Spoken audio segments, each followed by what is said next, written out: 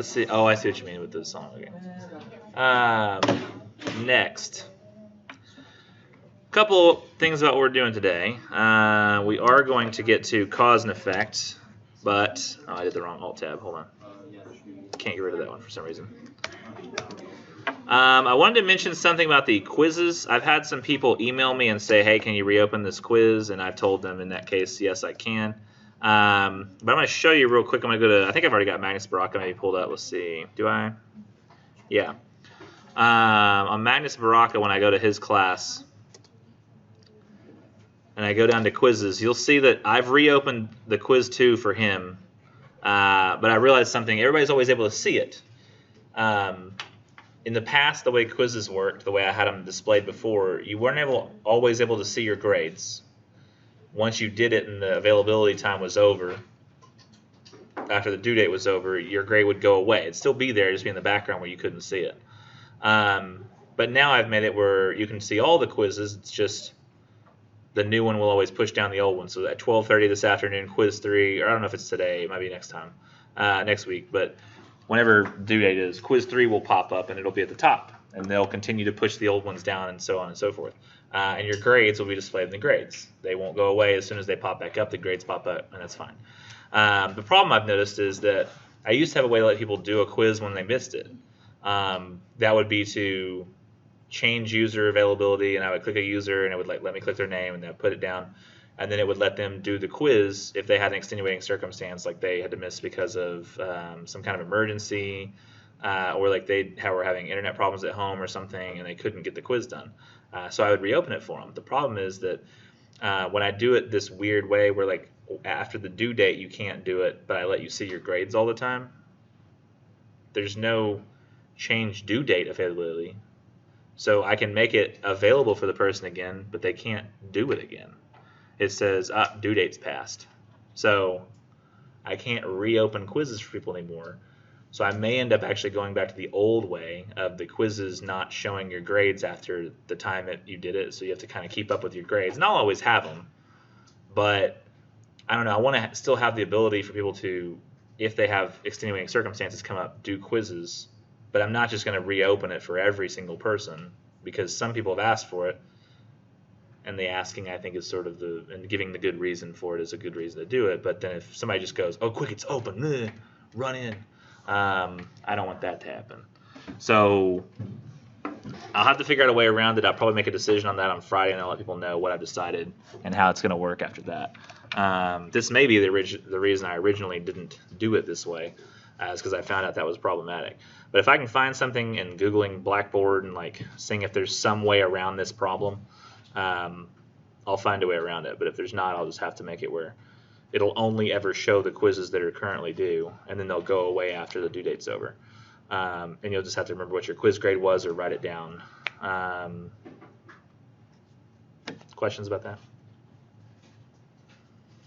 Some people have emailed me to open up a quiz, and if you're in the room and you're one of the ones I haven't emailed back yet, that's why. Because I'm still working out the solution. No? Well, all right. Let's move on to cause effect. The goal after the cause effect lesson is I'll also assign the cause and effect essay.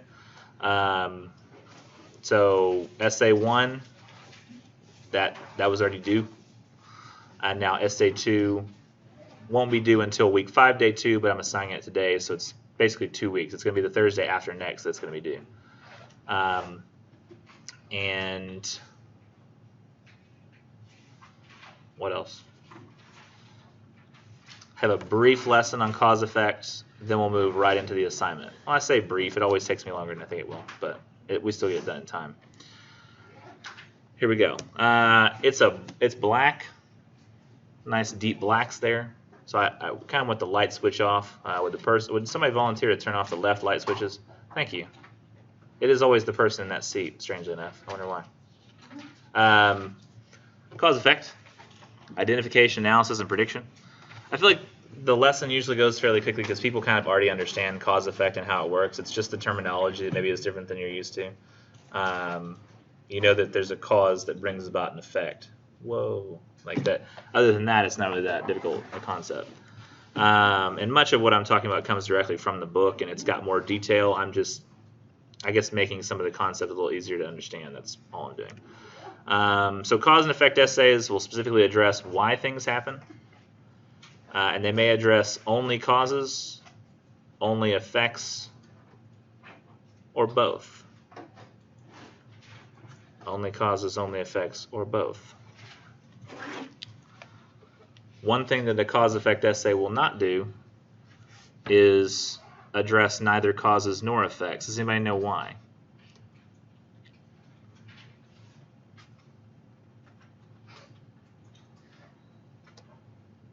Does anybody know why a cause-effect essay will not address neither causes nor effects? Nobody even has a guess? Because it's a cause-effect essay. And without causes and effects. Then the title makes no sense. Right, that's a good point, yeah. That's it. If there are no causes and effects addressed, then it's not a cause-effect essay. It's just an essay of some kind. So yes, that's exactly right. Good job.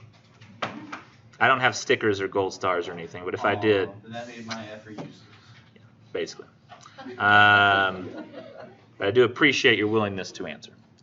I feel bad for the person that one class, and they said, what was their reason? I said, why can't it address, I said, would a cause-effect essay address neither causes nor effects? And I had to change the way I asked the question because they went, yes. And I went, no. But does anybody know why? And they were like, because then it wouldn't be a cause-effect essay. And the person was like, okay, all right. They're having to like work that out. All right, here we go. Now, cause and effect analysis generally explains why something happened or currently is happening, or predicts what might happen in the future as a result of cause-effect analysis. But cause-effect analysis is not limited in time as a result of that. That means that you could be doing cause-effect analysis purely in the past, or purely looking at future causes and how they might affect future events, or some mixture of past and present and future in the middle. There's really no one way to do that. I don't know if you necessarily have to write all that down, but to help make sense of it, I had a graph/chart commissioned. I paid a little bit of money to have this done, to sort of explain it a little better.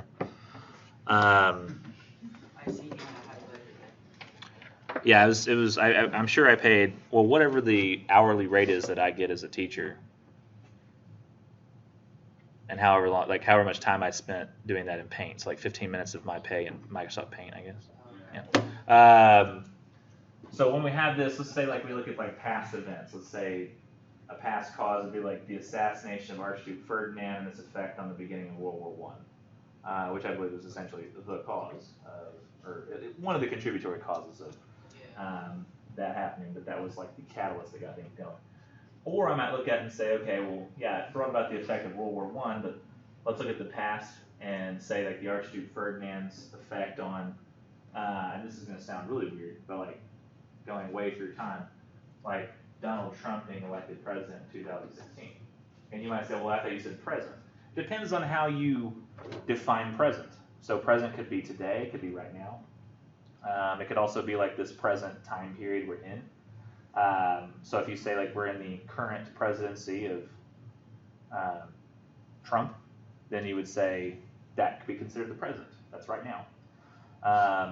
So I could say that. I could say how does the Archduke Ferdinand affect eventually, someday down the line, Trump being elected president? And it very well could have something to do with military expenditures ended up being very important to getting us out of the Great Depression, and that was after World War II. So maybe we realized the value of having a military and how it gives you people stuff to do, which gives them jobs to have. So we keep having that war-mindedness, which stays attached to the Republican Party, and then eventually Donald Trump is elected as part of the Republican Party, possibly because it furthers those interests. I don't know, but it could have an effect, or it could be an effect of those causes. Or we can look at the assassination of the Archduke Ferdinand on the effect of who's elected president in 2020. or even further down the line, we could say like 2040, 2050. You didn't have to always be presidents either. You could say like, how is it going to affect the economy way down in the future? We could look at present causes and effects. Now you can't fully do this completely because you can't have, I think it was Newton's law that like every action has an equal and opposite reaction. I think it's one of Newton's laws. Yeah. That you can't have a reaction occur simultaneously with the action that caused it. So you can't have an effect occur simultaneously with a cause. I don't believe. There might be differences in like quantum physics. I think when you have It just depends entanglement on with quantum entanglement, I don't know. It just depends on the cause. It depends on the cause. But I could have sworn like with quantum entanglement, you can have two pieces of an atom very close together, and they can both turn independently of one another, it seems, but they're tied together, and so their movements are simultaneous. Not like one causes a movement of the other. They literally happen simultaneously in different directions. It's pretty strange. Other than weird quantum physics exceptions, you can't have a cause happen simultaneously with effect. But you can broaden your definition of present and say, Donald Trump's election and the effect on the makeup of the House of Representatives in the 2018 midterm elections, which a lot of people have posited the reason that there was such a massive flip in the House of Representatives. In fact, I think it was the most massive flip since Nixon in the House of Representatives, where going from Republican to Democrat. Might have been a result of who was elected president for the Republican Party. But that's a present cause, kind of looking at a present effect if we define the present as Donald Trump's presidency. So if we broaden our definition, we can come up with a bigger present. We can have multiple events that happen within that present. Or we could say like the 2018 midterms, I mean, we're already sticking with, this area has been what, Trump being president? Trump becoming president and his effect on like who will be elected in 2020. Very well could be that somebody who's, I would say Trump is sort of like an extreme, not an extreme conservative, but he appeals to the Tea Party members quite a bit, and the extremism of the Republican Party in that election with Trump may cause a more extreme version of a Democrat to be elected in 2020. I think they've actually shown that when they compare like who people want to vote for, and they ask, Biden's still number one, but he's dropping in the polls because when he speaks, he doesn't say stuff that people like. And he's got a lot of past to bring up, but maybe he can't ride the Obama train for forever. You can't just be like, well, I was Obama's vice president and have that. I mean, most people I think that Obama's presidency happened as a result of Obama, not because Biden was pulling the strings in the background. So you've got like Elizabeth Warren's the other second, I think, highest, most polling person. But when they look at who do they think would possibly beat, like who would you vote for over Trump, people are picking Sanders. Because when they say if somebody head-to-head versus Trump, they will say Sanders. And the thing about Sanders is he's a very extreme version of, say, a Democrat Party, because he has a lot of truly democratic socialist concepts that he believes in. He doesn't fully believe in, like, I don't think the government having control over businesses, but having more regulations. And I think he actually does want government to have control over like electricity and power. I think he thinks that that is something that they should. In terms of like, in terms of liberalism, he's the far side of liberalism. And by the way, just so you know, there are a lot of distinctions. Democratic socialism is not actually socialism. He does not go that far. Additionally, there's also places like I think Norway and Sweden, Finland, not Sweden, Norway and Finland, I think are both social democracies, which is a little further step removed from socialism even. Yeah. But a democratic socialist would believe that people still have freedom of vote in elections, but that it doesn't ride upon capitalism. It doesn't say that capitalism is the number one means by which we should structure a society's economy. That the government should have some of the taxes involved and like a lot of things. I don't know all the particulars. All I know is that it's not fully socialism. So when you hear people say any Democrat elected in 2020 is a socialist, that's inaccurate. That's going to be news sources trying to do what I was telling you about the other day, give you a flashy title, hope you don't read it, and just believe that socialism equals Democrats. But you're going to have to be aware of how you're being swayed as we come closer to election time. Additionally, you can have future causes and future effects, like what will, say, a Sanders presidency end up doing to our economy past that? We don't know. It is interesting, though, that I think Trump's been doing a lot of his presidency based on executive orders. You know how those work? You know, like, I think Obama signed an executive order that legalized gay marriage, right? Yeah. So essentially, any executive order can be nullified by any future president if they so decide to, but he realized all the backlash Trump did if it would come if he nullified gay marriage. He didn't do that. However, I think Sanders has said that day one of his presidency, he's going to undo every single executive order that Trump ever signed. So, while most presidents try to get laws passed, Trump has just been signing executive orders. The thing is, any new president can just nullify any executive order. So that much of what people feel like is, the one thing that I think did stick is the tax law was changed. Like, the tax law is permanent until it's rewritten. And the only way that's going to happen is if there's a majority Democrat or if there's a massive economic recession. But usually when a massive economic recession comes, it's what you do is lower taxes. The problem is the taxes have already been lowered, so we'll have no way to recover. It's fun. I'm talking a lot about politics right now because cause-effect analysis affects politics a lot. People do a lot of cause-effect analysis in politics, and there's so many variables. I need to be aware that there are going to be multiple variables. What we don't have to deal with, luckily, at all, any kind of cause-effect analysis regarding politics or anything else, are time travel scenarios. If you have a future cause that brings about past effects, that's only possible in time travel. When Marty McFly goes to the future and he buys a sports almanac and then tries to go back in the past and make money off it, but Biff gets it. And he then makes a lot of money and turns Hill Valley into this weird sort of dark Vegas in 1985, which was supposed to be the present, but now it's having effects from the future. That's only possible in time travel, so don't really mess with that. Interesting. This is actually something, this is funny. I remember I saw this recently. The guy who wrote Back to the Future and wrote that dark Vegas setting, and Biff, he's like got that weird robe on, you know, he's got his chest out, and he's like, you know, he's like really creepy looking. I remember seeing Back to the Future 2 and like creepy. That guy, the guy who wrote that character and designed him off of Trump at the time. Like he thought of a sleazy rich guy involved in casinos and went, you know what, Donald Trump's a good example of that. And that was, I just thought that was kind of a funny thing. Like when I always use the Back to the Future example, and I always talk about politics in some way, but I didn't realize the two equated until this year when I realized I read that thing recently about somebody. It's so funny how it all connects. Really funny.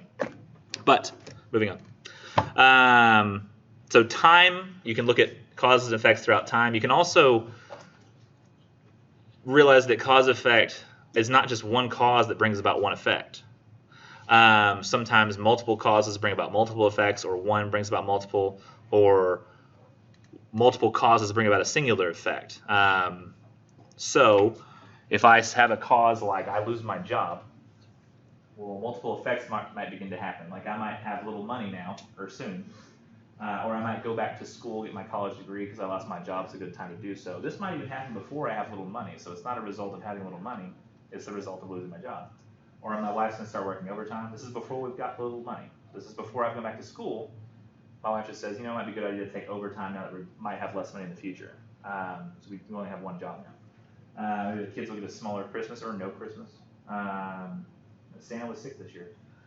Closely watch the finances. Even before we don't have any money, we're going to start watching our finances closer and making sure that we don't overspend. But all of these are different effects as a result of losing my job, not necessarily happening in this sort of chain of events. It all happens all at once.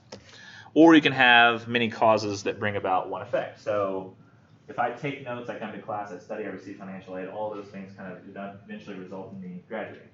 But if you take one of these out of the equation, it might not work. So if we take out, I took notes and say I came to class, I studied, I received financial aid, but I didn't take notes, I might not graduate.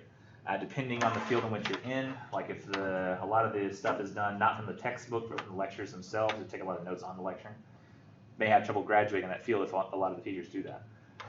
Or I take notes, but I don't come to class, but I am studying and receiving financial aid. Well, unless it's an online class, you're not coming to class, you're probably going to get dropped in the first couple of weeks anyway. So you're probably not going to be able to graduate. Or I took notes, I came to class, I didn't study, but I did receive financial aid. I would say in some majors this might work if somebody has really like not astute, but like they're very sharp. Like they've always just been able to be good at stuff. They might do well, but like a nursing major, I don't think anybody can do well as a nursing major, not studying. Because you have to remember all that stuff, like all that anatomy and physiology that you learn, all the body parts. If you don't know that stuff, you're just not going to pass the HESI later, and you will not end up graduating probably as well. That test isn't hard. It's not? I only missed it by 2 points, and it's because I was off on a science thing. It was like a science question, and I missed like too many science questions about the terminology. I may not be thinking of the HESI. I may be thinking of the one that happens after you get your nursing degree. Yeah. It's the board. The boards?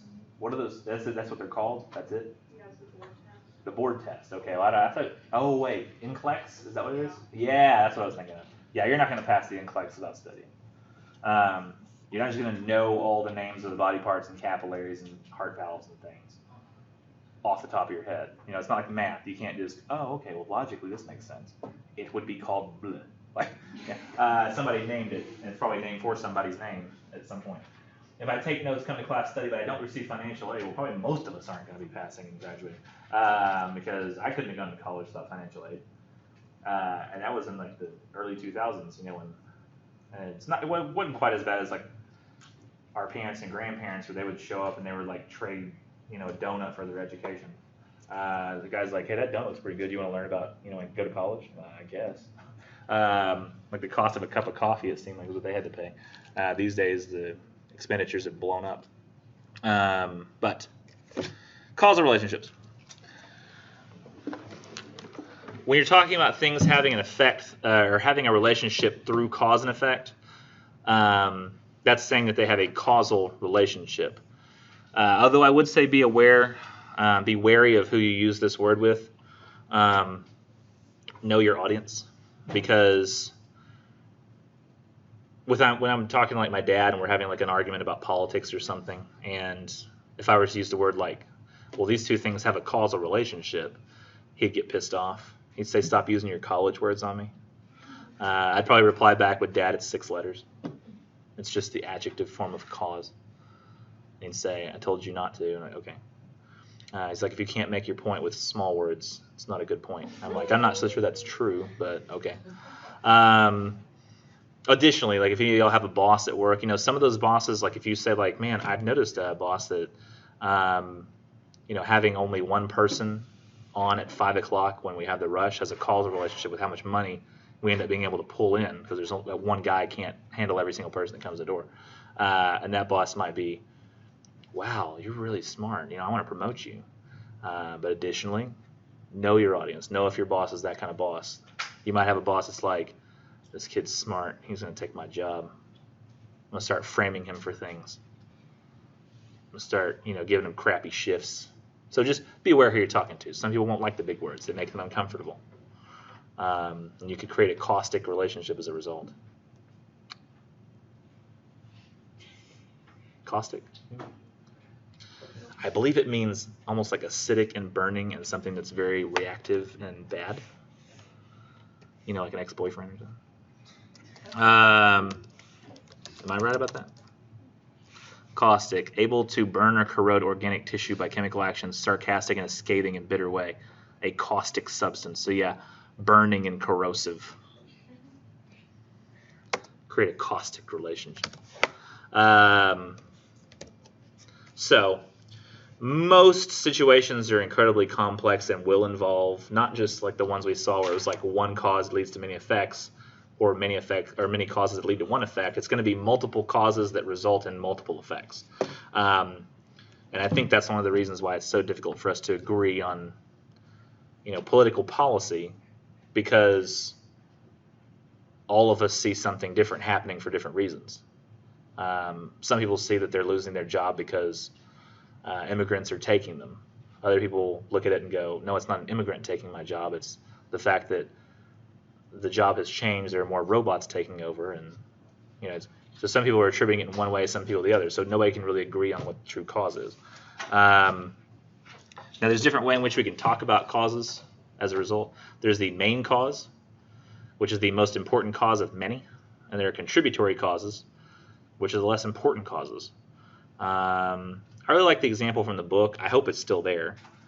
but there was a roof that collapsed in Connecticut after a snowstorm. And when that roof collapsed, people were like, this massive snowstorm caused the collapse. And then other people went, well, no. So we look at the other big roofs in the area of comparable size, they didn't collapse. Same snowfall, in some cases more. So it can't be the snowfall that caused the roof collapse. And when they looked further into it, they found that the roof was not designed to handle that level of snow. I'm assuming if you had a flat roof on a building like in Norway, Finland, you see a lot of those have those tall sloping roofs so that the snow has to fall off. A poor roof design could cause a roof collapse. So you've got to look not just to the cause that you see, that's obvious, and then say that's the main cause. Sometimes there's a contributory cause, which gets us to immediate and remote causes. Immediate causes are the ones that do happen close to the thing that you're looking at. They're easy to see. It's the snow falling on the roof. Whereas a remote cause is something that's less obvious, harder to see, takes some logic and really noticing and thinking about backgrounds and stuff to realize, so that the remote cause is the design of the roof. Somebody 35 years ago designed a roof badly, and as a result, this roof collapsed from snow. I'll be more impressed with people who can realize when remote causes are the main cause, but a lot of times I have students who just think about immediate causes.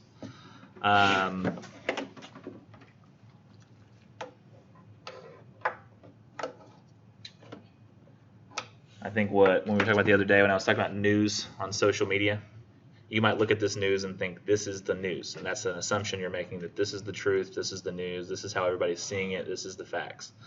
When the reality is that the only reason you're even seeing that news is because you're on a social media app that makes its money by having ads, so it needs to keep you there, so it's not going to show you anything you don't want to see. So what you're actually seeing is not something that's accurate, it's just the least abrasive thing to you. If it thinks that you have a particular political view, it's just going to keep showing you stuff that agrees with you so that you won't leave the app out of because you get pissed off.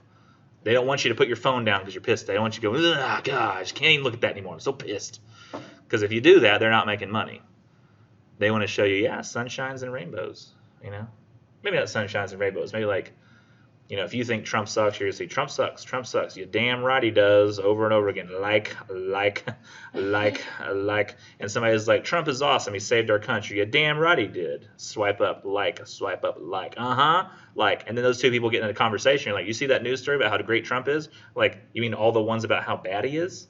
They literally don't even see the same news.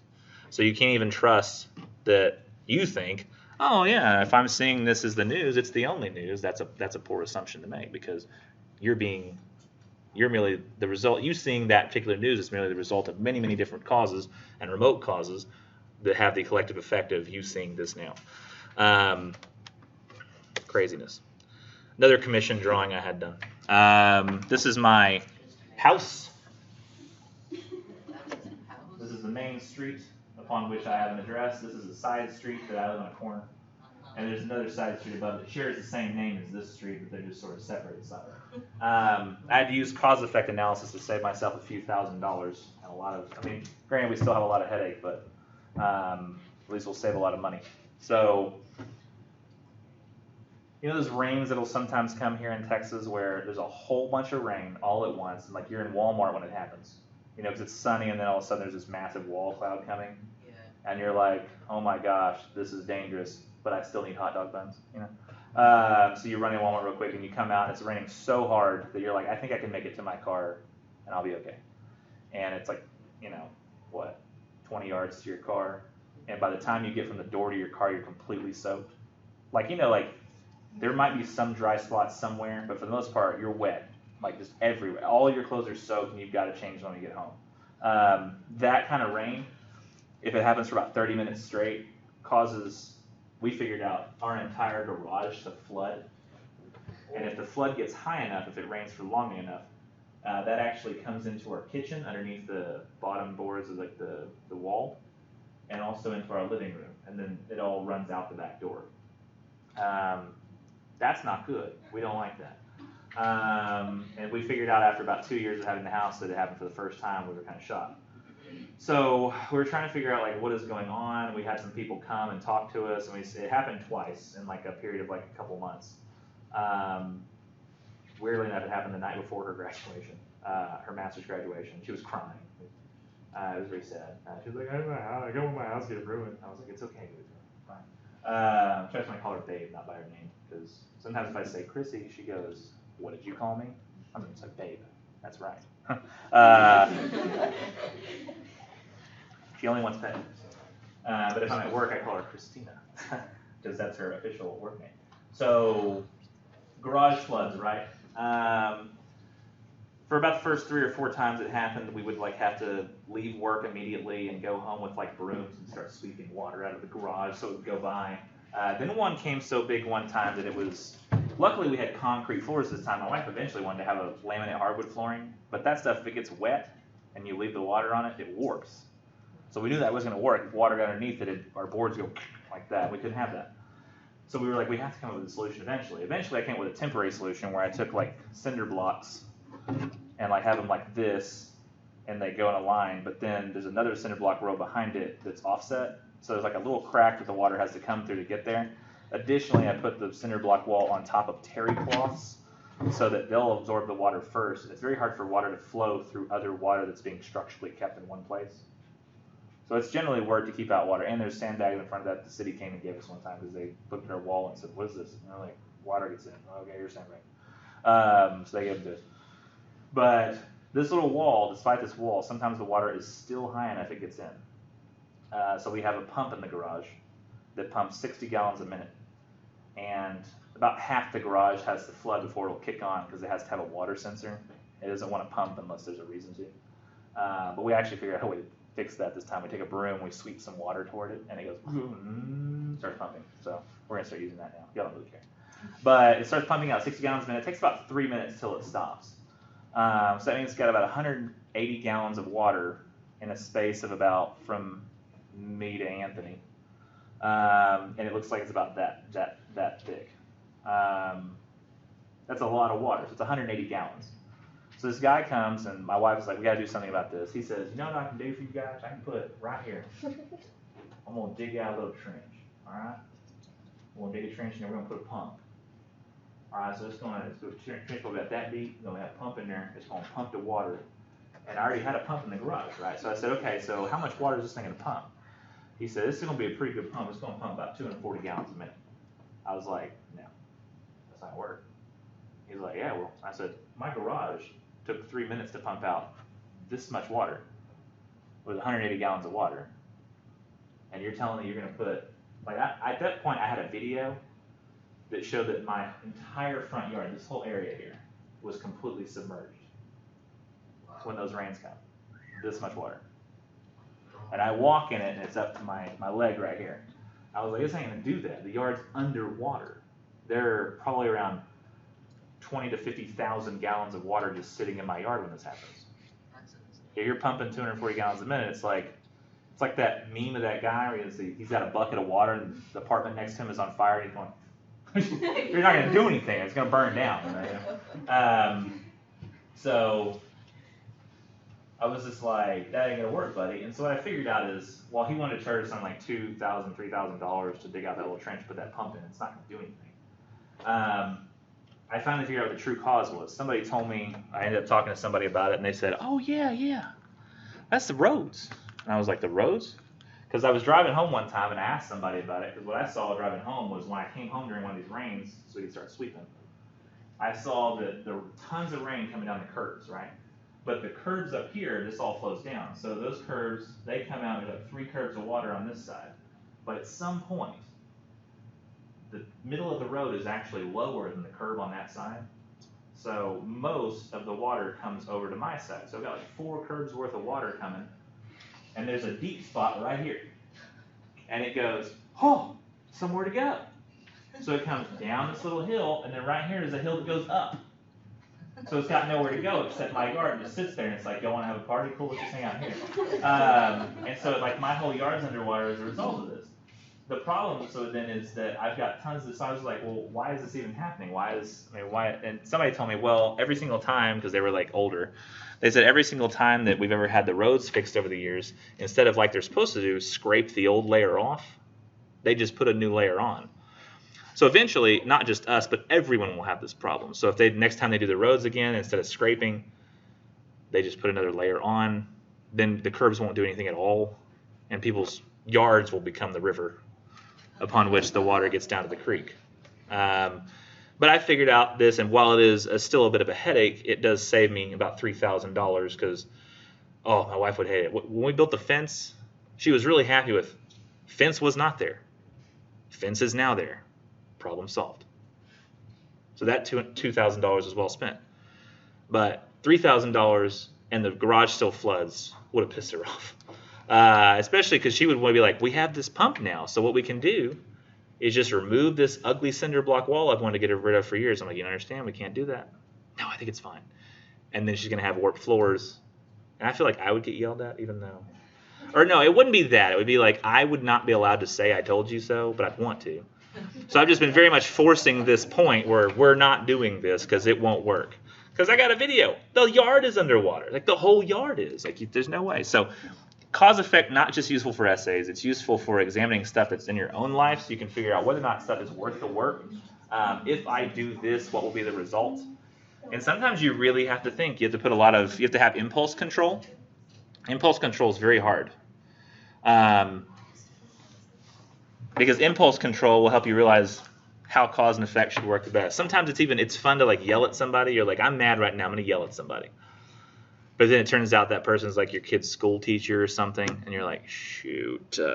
And you're like, and then your kid gets bad grades because you yelled and you say there's a conflict of interest. Whereas if you didn't yell at somebody in the first place, you thought I might know this person from somewhere, it would have saved you a lot of problems.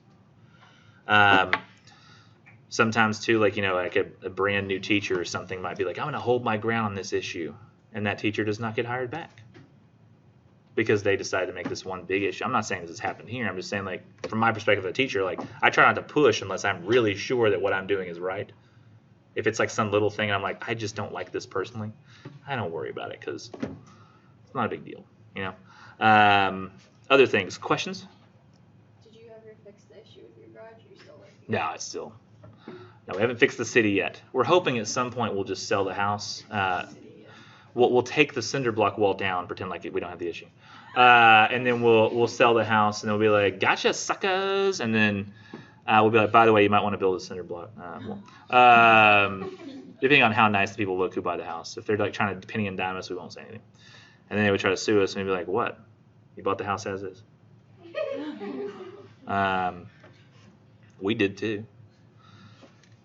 Old lady that sold it to us, she didn't tell us anything about it. Granted, she died. And her relatives couldn't have known because they lived so far away. But they didn't want to pay taxes in the house. They knew nothing about it, so it wasn't their fault. Their insurance bought us a new roof, though, so we were fine. Causal chain.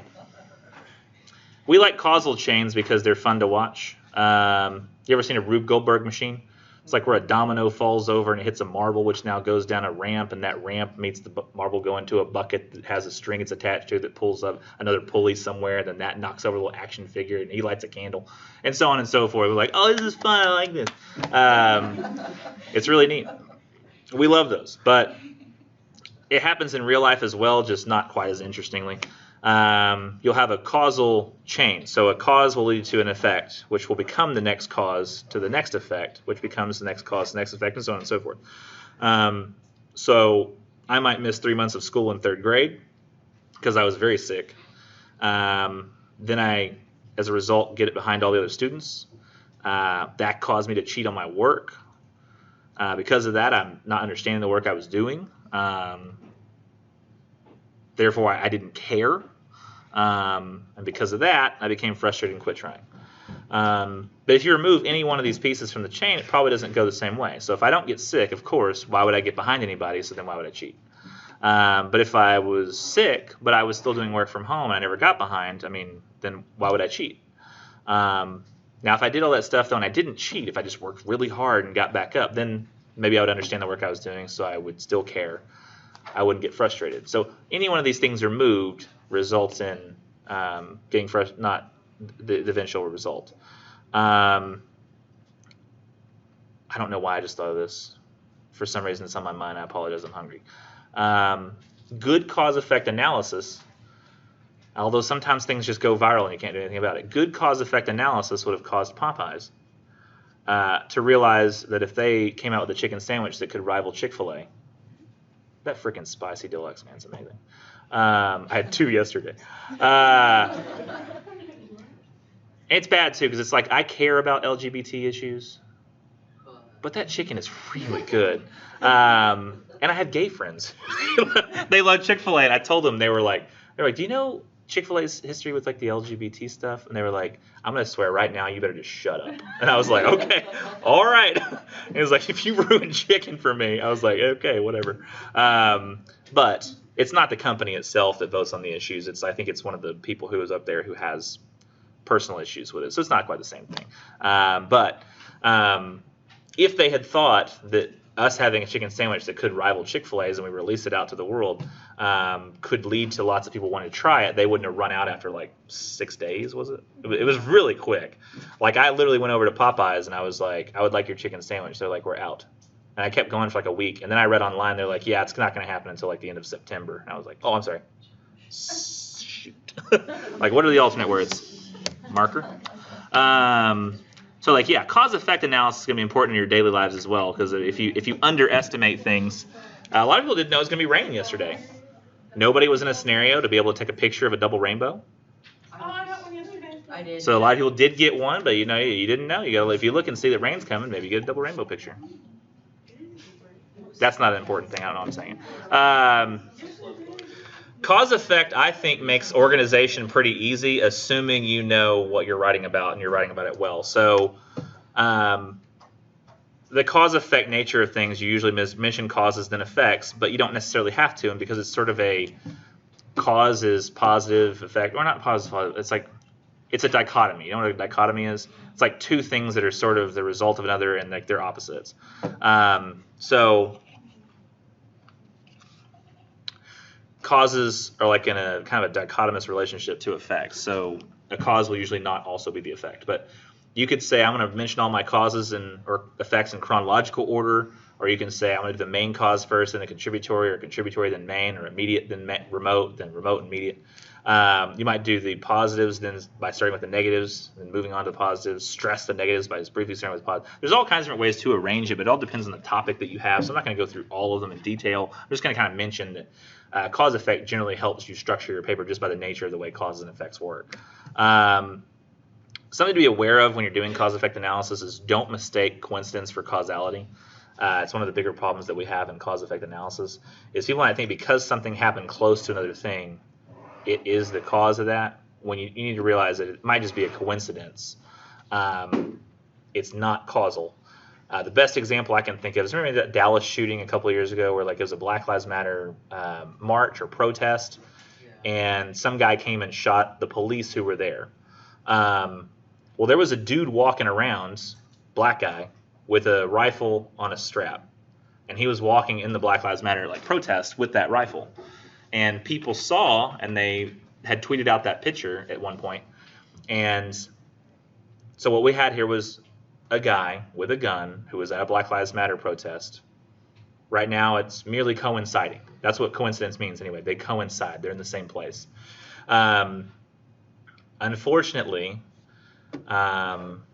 whatever Karen was at the Twitter account of the Dallas police tweeted that picture out and said, we have our suspect. And all that had been mentioned is that he's a person of interest. We'd like to talk to him, see, like, what are you doing? Is this your gun? You know, everything okay? Turned out he had no involvement whatsoever. But the moment that lady put out, this is our suspect, everybody started making the assumptions. He's black. He's got a gun. He's there. He must be the killer. And he wasn't. He ended up turning himself in because he was so afraid he was getting death threats. And he's like, I'm just going to go I'm going to talk to him.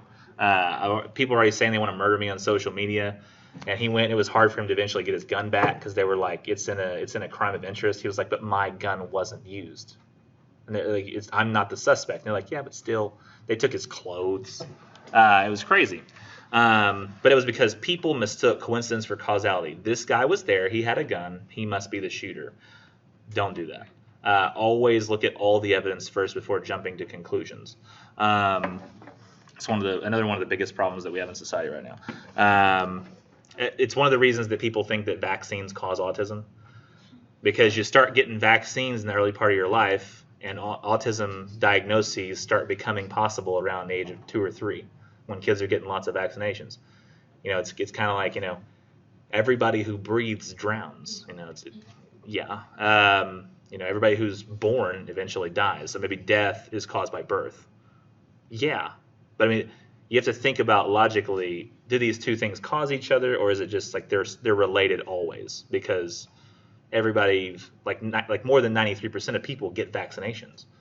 Some of them get autistic diagnoses. It's almost as ubiquitous as people who eat. I'm sorry, ubiquitous means prevalent, happens a lot, it's everywhere. Cell phones right now are ubiquitous. You could say, well, I think cell phones cause autism because all those parents have cell phones. Right? You could say that. But it doesn't make it right. Just because it's they coincide does not mean it's caused. Be careful of that. I'm going to be very careful of looking at that on the papers too. When you're revising, doing your personal revisions before you submit, be aware that the words from the words from the narrative paper are not the same kind of words you're going to try to use in cause effect. People will do this a lot. Words like then, next, subsequently, later, those don't imply a causal relationship. Like if you say, my boyfriend cheated on me, so then I cheated on him. Okay? That's just literally saying a sequence of events. He cheated on me, then I cheated on him. If you want to say, my boyfriend cheated on me, therefore I cheated on him, that's how you say cause. Like, as a result of that, I was caused to go cheat on him. Both of which are terrible ideas. It's like, there, I got him. Like, it doesn't solve anything. While two negatives might multiply to create a positive, they add up to be a bigger negative. So keep that in mind. Planning. So when you're doing the options for your paper, be aware that your paper may discuss causes, may discuss effects, or, bear with me, causes and effects. I know it's complicated. We've already kind of talked about that, so I don't think we have to linger on this slide too long. The most important slide is the next one. Your thesis should tell your readers 3 things. And while the narrative essay, I told you there were different things that might occur in the thesis, like there might be implications of what change you went through without directly saying. In this paper, your thesis is going to be incredibly important, that statement of purpose, and it's going to be at the end of your introduction. It should communicate to the reader the issues that you plan to consider, the position that you will take on those issues, and we should also know whether your emphasis is on causes, effects, or both. So if we had a paper that asked you, like, what are the causes of the popularity of something, you should say, the reason this is popular is because. So I can see that you're going to be looking at just the reasons things are popular, the causes. So I'm looking at just causes. The issues you plan to consider, the position you will take, whether your emphasis is on causes, effects, or both.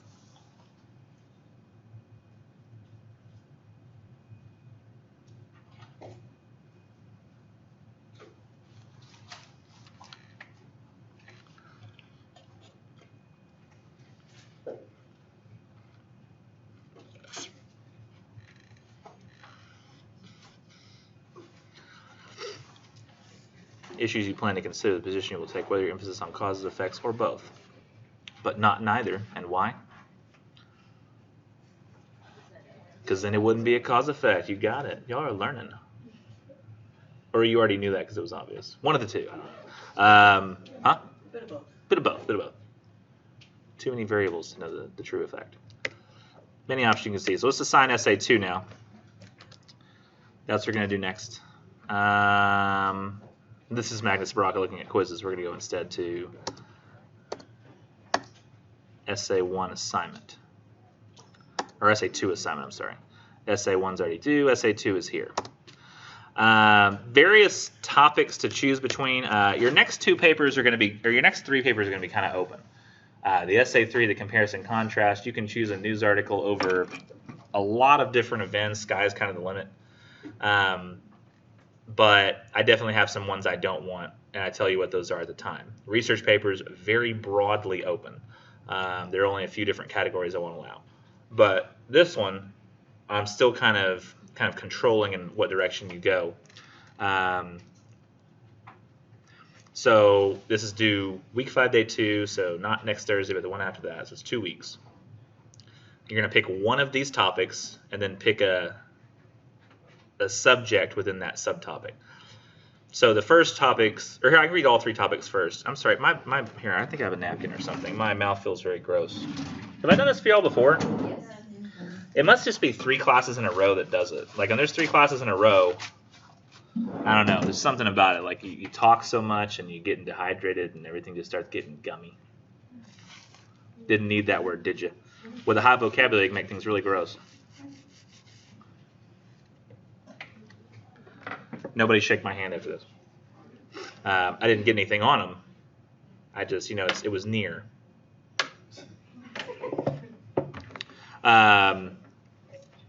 Like when somebody sneezes, you don't want to go hug them because the mist might have got on them, No? Okay.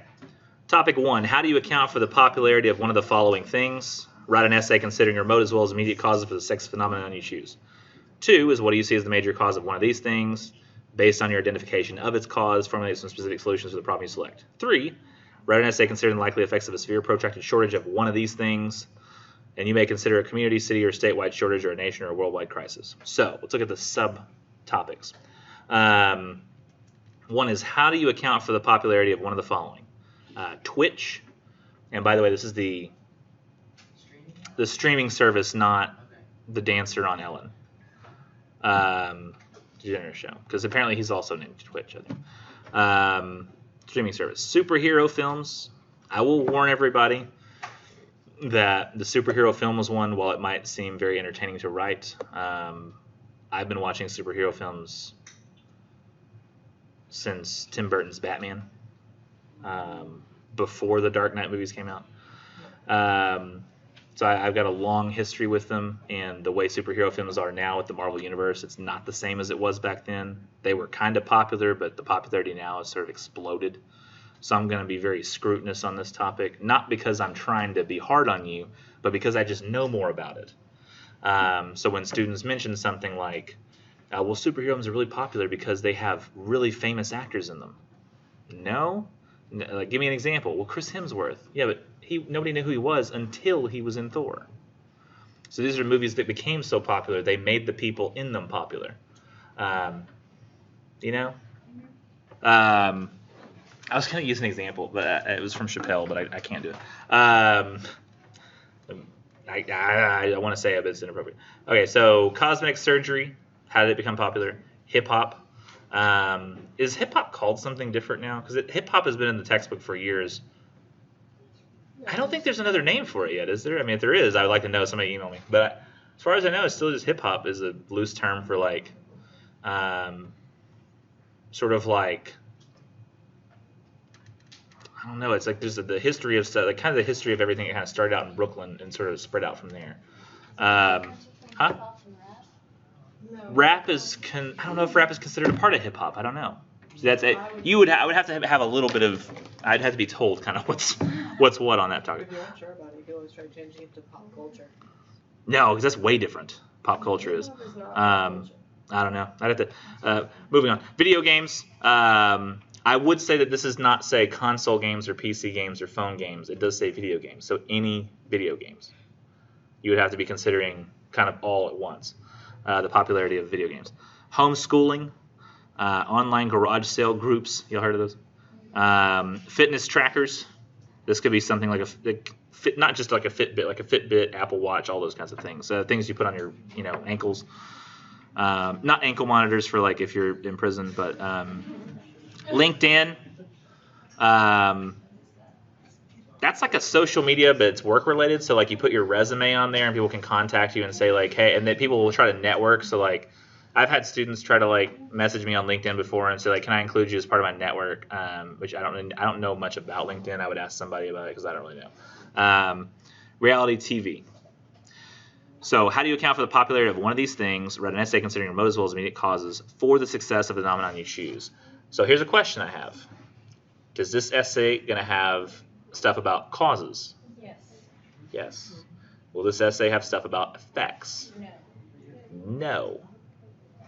Because it asks you, why is this thing popular? What's the cause? Remote and immediate. Doesn't ask anything about effects.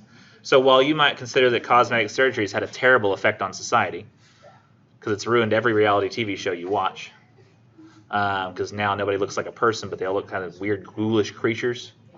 Got Farrah on Teen Mom. Good Lord. Oh, wait, she's not on there anymore because she went back to sex work. So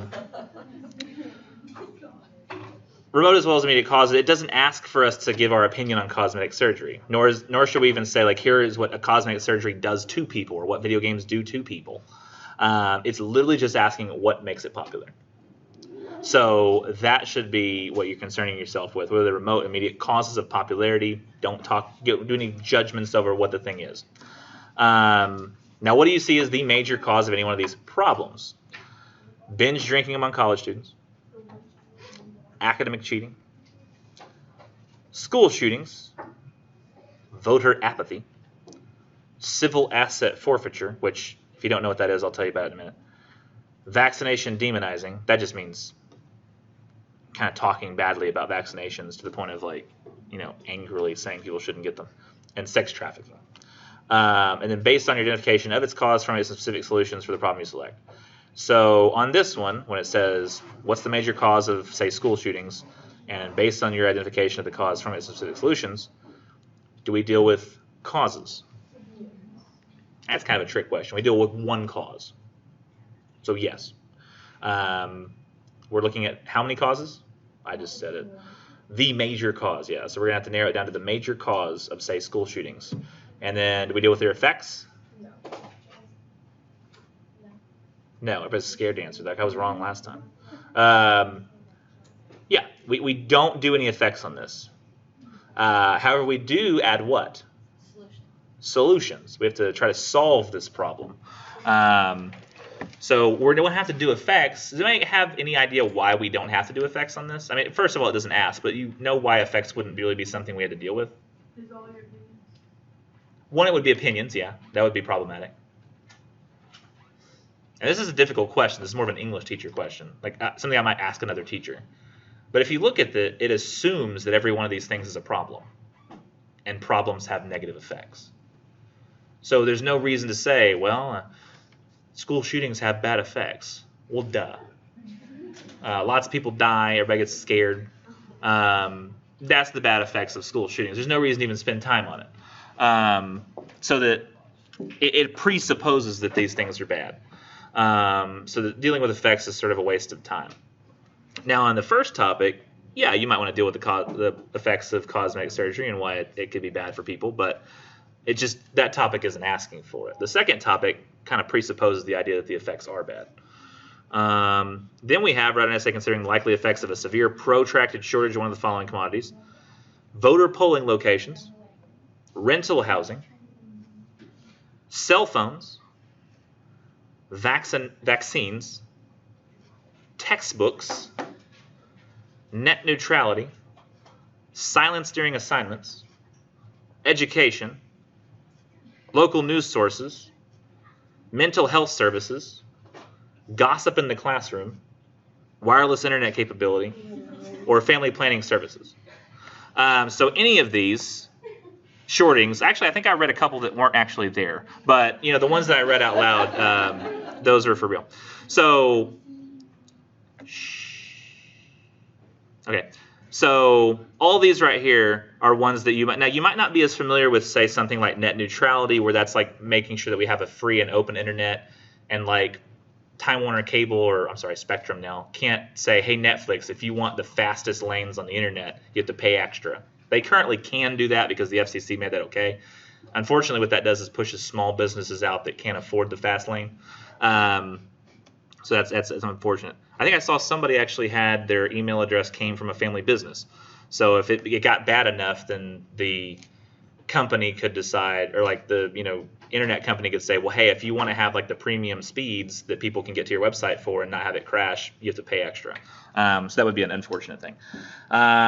So with this likely effects of severe protracted shortage, not a lot of people choose this topic. I I'm curious if you know what my guess is to why. Your guesses are great. Y'all probably provide some of your own guesses, but I have a particular guess. World-ending stuff. Or People like love talking about the end of the world. They love it. They love the apocalypse. They can't wait to talk about the apocalypse. In fact, it's the one problem I have here is I get that they don't talk about the apocalypse.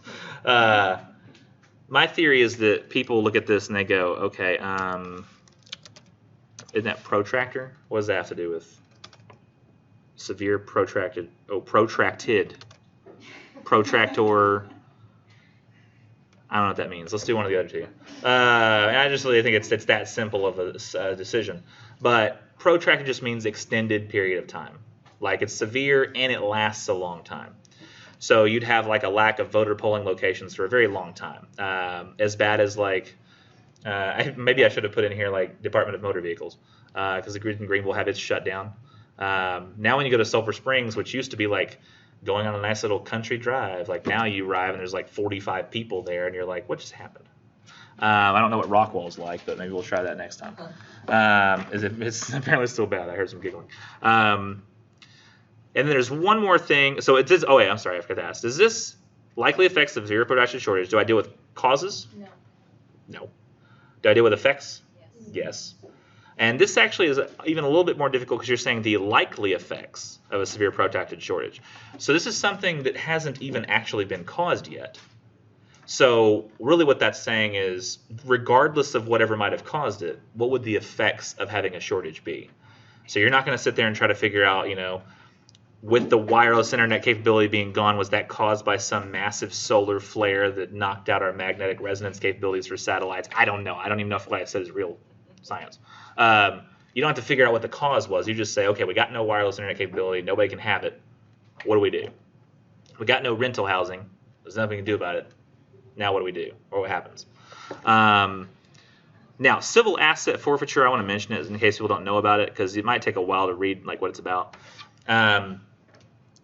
If the cops suspect something is used in a crime or could have been, they can seize it.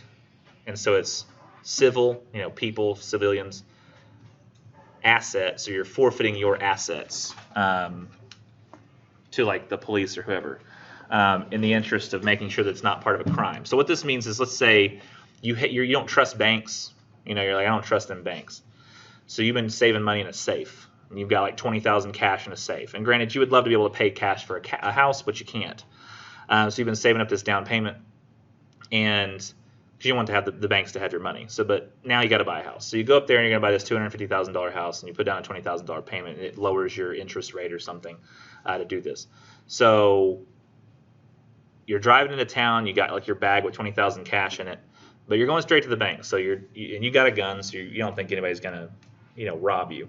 So, you get pulled over by a cop, driving your truck. He says, sir, do you know why I pulled you over? You're like, no, not really. I wasn't doing anything wrong. He was like, oh, you had some dirt obscuring your license plate because you live on a country road.